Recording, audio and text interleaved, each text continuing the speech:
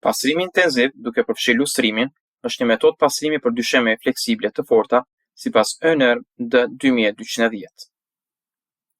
Në varësi të gjendjes së sipërfaqes, çdo të thotë struktura apo komponentet e saj, do të përdoret një fuqë ose leckë. Për pastrimin intenziv të dyshemeve të ilustruara, siguroni të përdorni vetëm jashtëk të kuq për të shmangur dëmtimin e dyshemesë.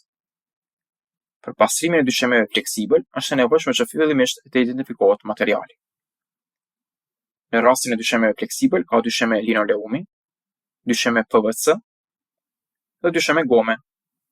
Për të bërë dallimin midis këtyre tre dyshemeve fleksibël, duhet të kryeni testin e gjilpërës. Fillimisht nxehni një gjilpër për 6 deri 8 sekonda.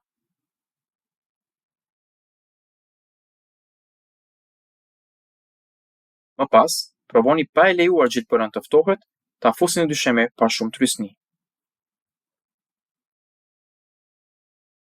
Këtu mund të shikojmë, gjilpëra nuk futet lehtësisht dhe mund të ndjeni një aromë tipike prej druri. Kjo është dysheme linoleumi.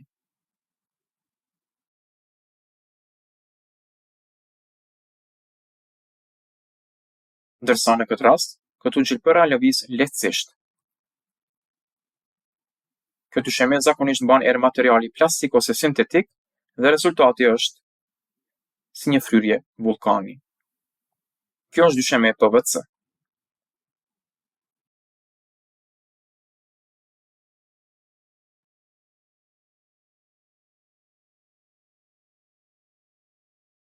Në këtë dysheme, gjilpëra nuk futet thuajse fare. Zakonisht mban aromë gome dhe nuk ka mbetje, prandaj është dysheme gome. Për të zgjedhur midis metodave të ndryshme të pastrimit, kimikatet e përshtatshme, si edhe mjetet e makineritë e duhura, është e nevojshme të identifikoni secilën prej dyshemeve, të cilat shikoni informacionet e detajuara në manualin ton Ringingung Technik. Masat e përgjithshme paraprake të sigurisë dhe mbrojtjes duhet të zbatohen për të gjitha operacionet e pastrimit. Në varësi të ambientit dhe nëse ka sipërfaqe delikate, mund të duhet një material mbulues dhe maskimi adeziv, një tapet për mbledhjen e papastërtive, një tabel rrezik rreshitje dhe të gjitha pajisjet e nevojshme personale të mbrojtjes, si dora, shkassyze dhe këpucë sigurie. Para se të filloni çfarëdo aktiviteti pastrimi, sipërfaqet ku do të punohet dhe sipërfaqet përreth duhet të kontrollohen për dëmtime të mëparshme dhe dëmi i mundshëm duhet të vlerësohet. Çdo anomali duhet të dokumentohet dhe të raportohet te klienti, vlerësi apo mbikëqyrësi. Për këtë pastrim përdoret një agent pastrimi intenziv me një vlerë pH maksimale 10. Për lustrimin pasues mund të përdoret një mirëmbajtës dyshemesh ose një solucion sprej. Për të shmangur shtimin e shkumës dhe dëmin ndaj motorit të fshesës dhe shtupës me korrent, hidhni kundër shkumues me një shungjer dhe hidheni në tank. Për heqjen e papastërtive të ashpra, do të duhet një heqës magnetik papastërtish ose një fshesë korrenti apo një shtupë e lagur. Janë të nevojshme pajisjet e makineritë që vijojnë. Një kuaj të dyshemesh me fushë të butë, një fshesë korrenti e lagur dhe një pasurës cepash me jashtëk dore të kuq.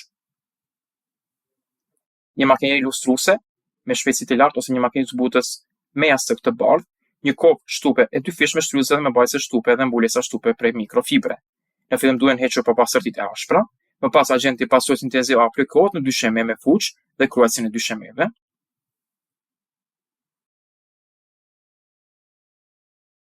Gjatë kohës së reagimit, rreth 2 minuta, pastrohen mekanikisht ansoret, cepat dhe batiskopët me pasuesin ansoreve dhe cepave.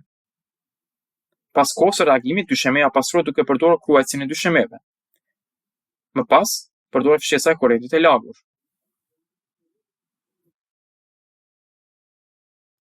Më pas përdoret kova e shtupës e dy fish me shtrydhëse me ujë të pastër për të neutralizuar dyshemen.